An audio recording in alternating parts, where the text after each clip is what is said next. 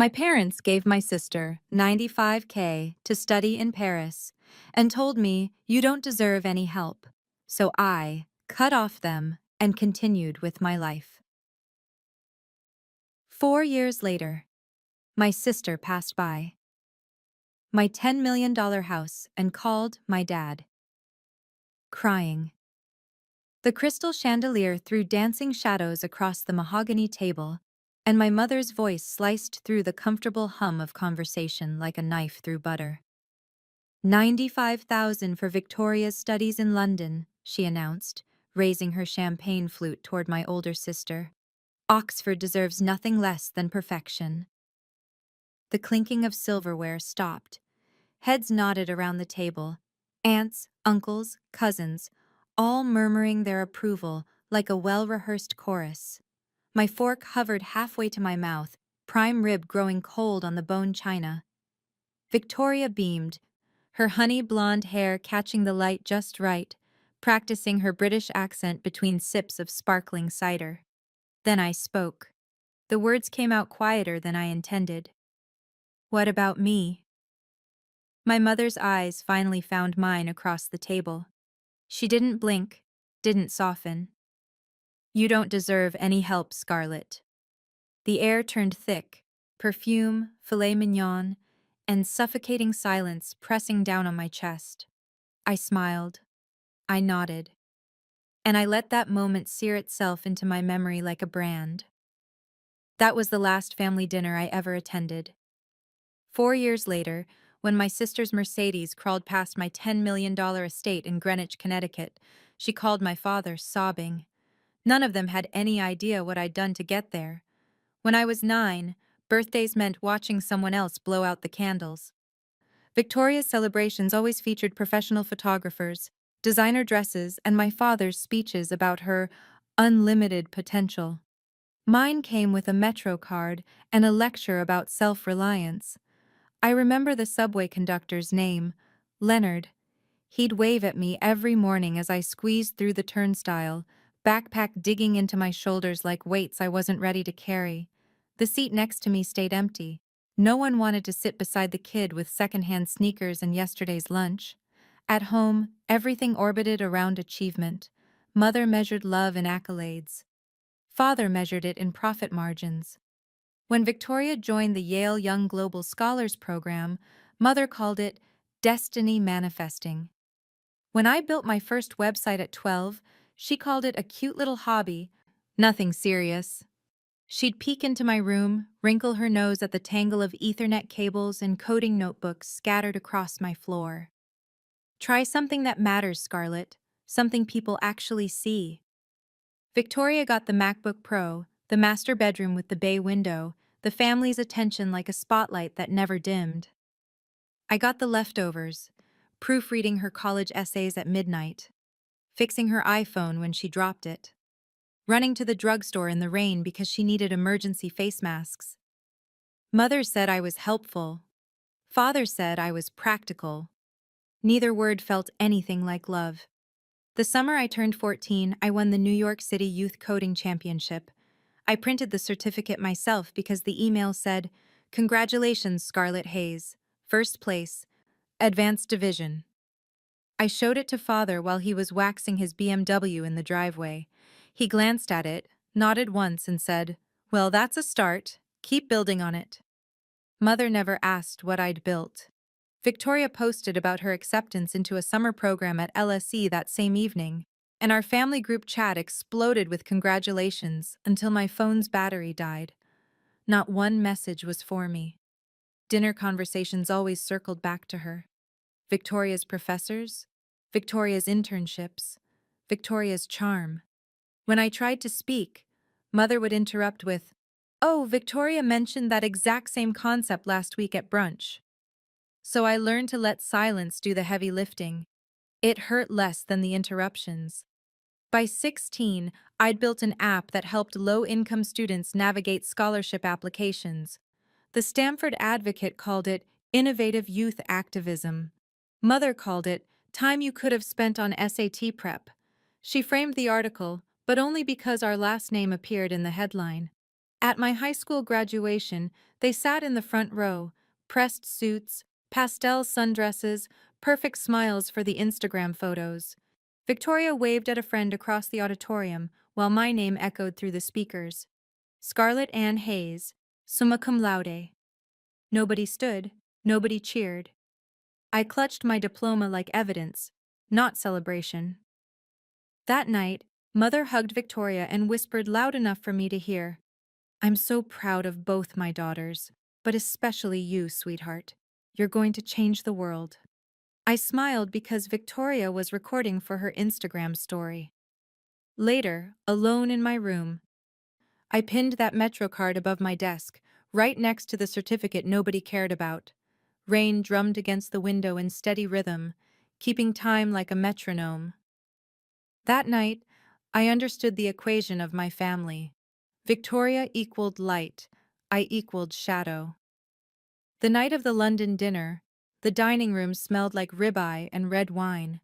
Victoria sat across from me, her face glowing under the chandelier, rehearsing British slang while Mother corrected her pronunciation between bites. I'd spent the day troubleshooting code for a local nonprofit's website, my fingers still smelling faintly of coffee and soldering flux. Father cleared his throat, commanding attention. "We've finalized everything. 95,000 for tuition, housing, and airfare. Victoria deserves to focus on her education, not finances." He delivered it like a press release, not a family discussion. Mother nodded, her pearl necklace catching the light. "It's what any good parent would do." My brain stumbled. 95,000. The full amount. My fork clattered against my plate. "That's the entire budget?" Father nodded once. "Of course. It's an investment in her future." The word investment lodged in my throat like a stone. I forced myself to breathe, to stay calm. "I'm short 3,000 for my state university housing deposit. If I could borrow it, I'd pay you back by Christmas." Mother didn't look up from her wine. "You don't deserve any help, Scarlett." The words landed soft but sharp, like glass breaking underwater. Even Victoria stopped smiling. I waited for Father to correct her, to say she'd misspoken. He didn't. He just refilled his glass and said, "We invest where we see returns. You made your choices." Something inside me went perfectly, utterly still. The chandelier's hum, the scrape of knives on china, the vanilla-scented candles, every detail pressed into my brain like a photograph I'd never forget. I smiled, small, controlled, final. "I understand." Nobody responded. The moment folded in on itself like a file being closed and archived forever. When I stood, my chair scraped across the hardwood loud enough to make Uncle Richard flinch. Outside, the Connecticut air hit my face cold and clean. Rain had started, tapping against my windshield like fingers counting down to something inevitable. By the time I reached my dorm, my phone was buzzing. Texts from Mother. "Don't be dramatic. You'll regret this attitude." I turned the phone face down and watched the screen go dark. That was the night I stopped asking for fairness. That was the night I started building something they couldn't claim credit for. The next morning, I deleted every family contact from my phone. No ceremony, no tears, no goodbye post. Just names disappearing into white space. The silence felt cleaner than any apology ever could. My dorm room at UConn was small enough that I could touch both walls with my arms spread. The radiator clanked every 11 minutes. The walls smelled like industrial cleaner, and my roommates burnt popcorn. I made instant coffee, opened my laptop, and created a new folder. Life Blueprint. Inside, 3 files. Income streams, expenses, projects. I wasn't sure what I was building yet, only that it would work better if nobody else had access. By day, I poured coffee for stressed college students, fixing the cafe's router when it crashed.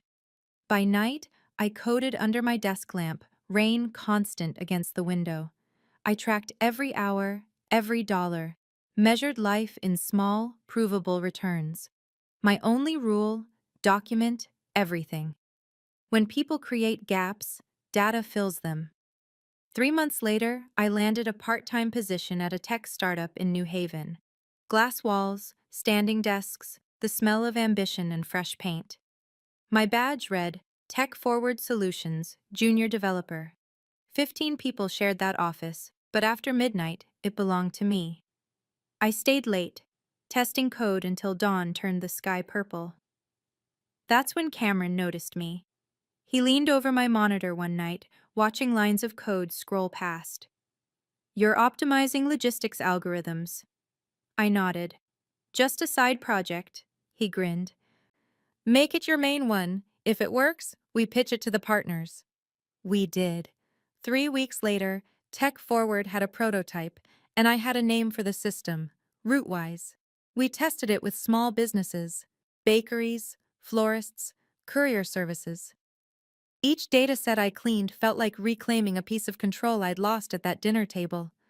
I kept everything: notes, testing logs, client feedback, fuel efficiency reports.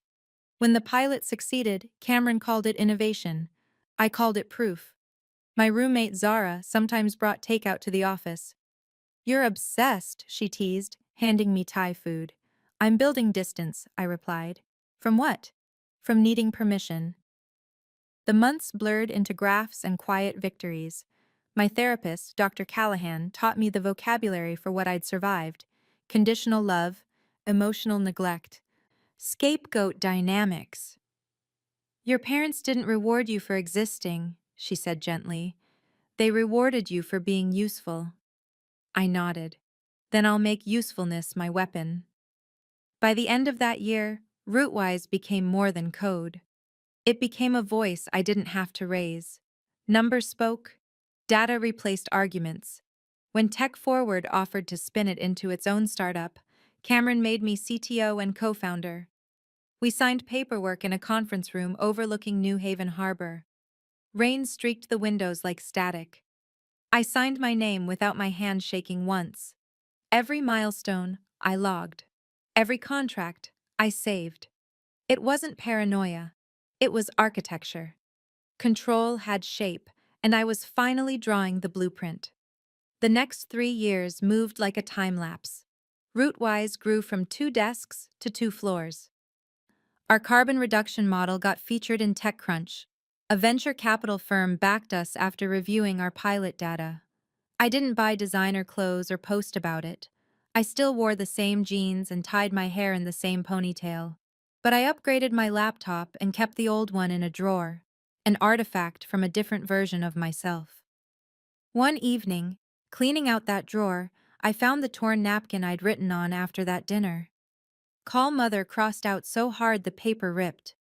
I ran my thumb over the tear. Then I folded it carefully and filed it under archive.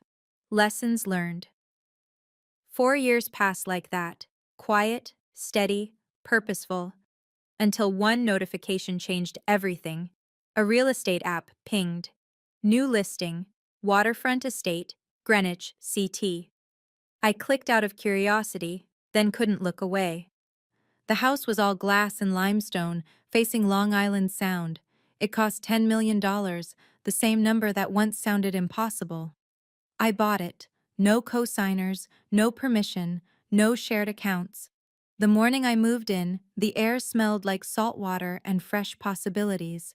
I set my things down in the empty great room, then hung one item on the wall: my old Metro card, framed behind museum glass. Beneath it, I added a small plaque: "From broken roots to chosen paths." For the first time in my life, silence didn't mean abandonment. It meant peace.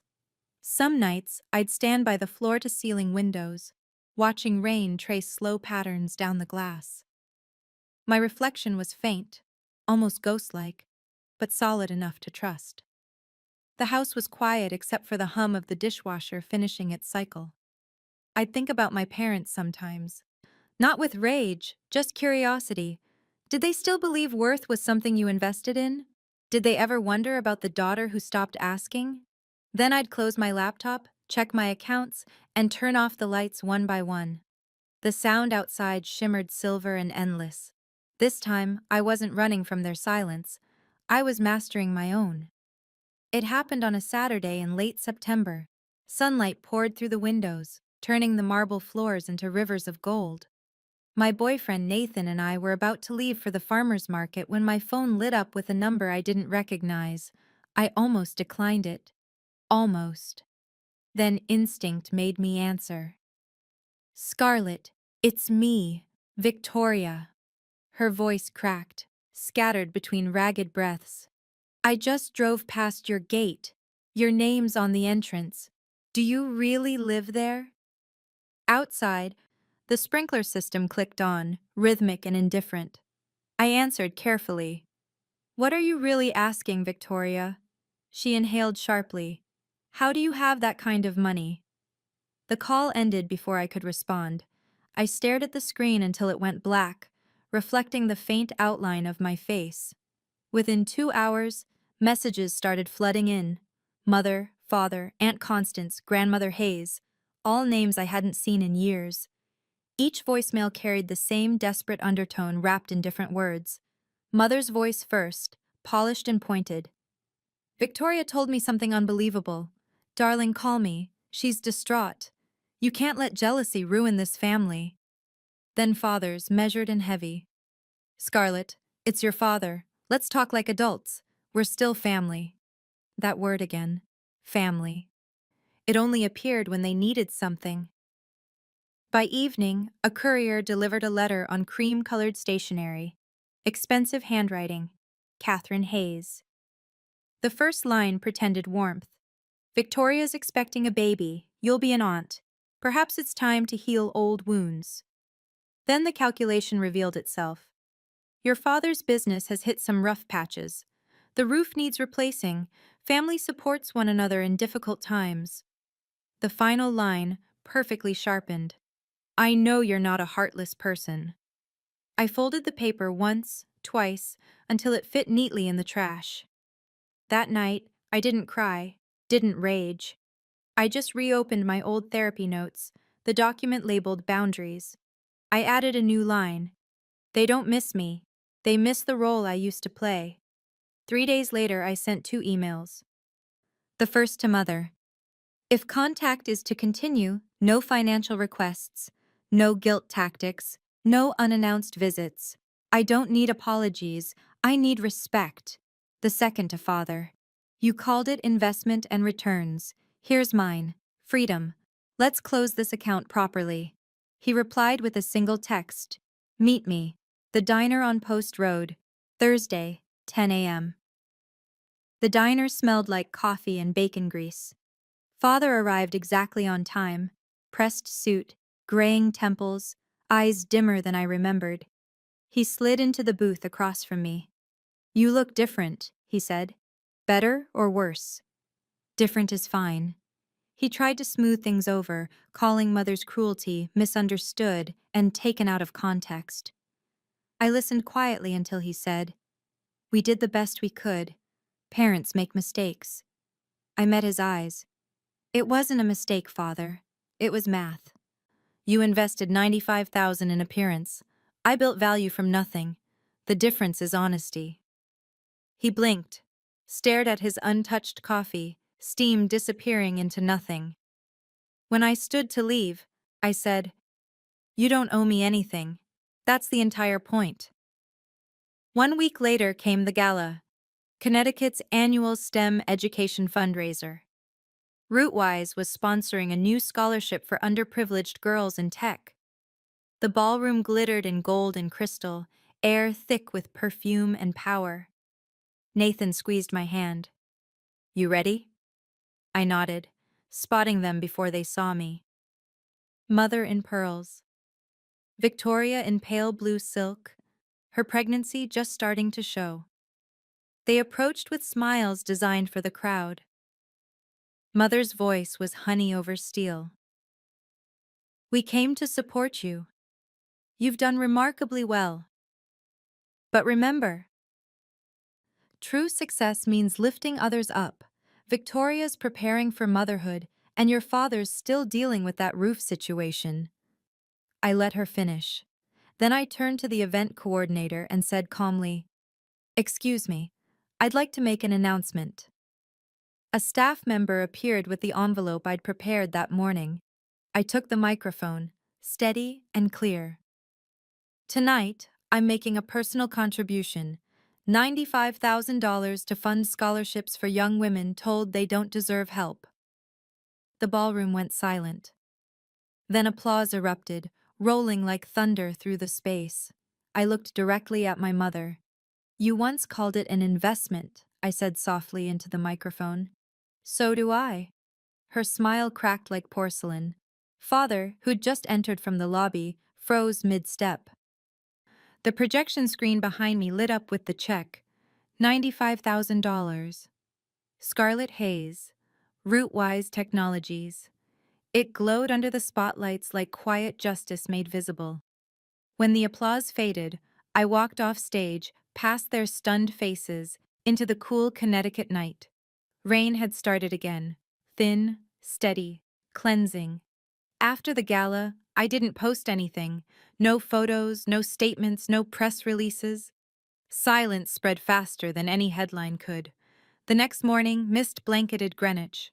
I stood on my deck, barefoot on the cold wood, watching Long Island Sound stretch silver under soft rain. My phone stayed inside, face down. It hadn't rung since that night, and for once, that silence didn't feel like loss. It felt earned. Inside, the house was still. Nathan made coffee in the kitchen, the scent mixing with the sound of waves against the shore. "You okay?" he asked. "Yeah," I said. "Finally." He smiled. "You seemed lighter last night." "I wasn't lighter," I said. "Just finished." Later, when he left for work, I walked into my office. The windows framed the sound like a living painting. My desk was clean, only my laptop, half a cup of cold coffee, and the small glass frame on the wall. Inside it, the green Metro card. The one they once said represented responsibility. Now it meant freedom. I opened my journal, the one from therapy, and wrote the final entry. They taught me that love has to be earned. I learned that peace doesn't. A heron crossed the water outside. I watched it disappear into the fog, wings beating slow and sure. I thought about everything that led here, the quiet nights coding under fluorescent lights, the rejection disguised as parenting, the endless need to prove worth, and how none of it controlled me anymore. In the distance, thunder rumbled somewhere beyond Greenwich's calm shores. I closed my laptop, turned off the lights, and sat by the window, just listening. The rain no longer sounded like the night I drove away from that dinner. It sounded like the life I chose instead. They once told me I didn't deserve help. Maybe they were right, because what I needed wasn't help. It was distance, silence, and time to build something that couldn't be taken away. Now, when rain hits the glass, it doesn't sound like sorrow anymore. It sounds like proof.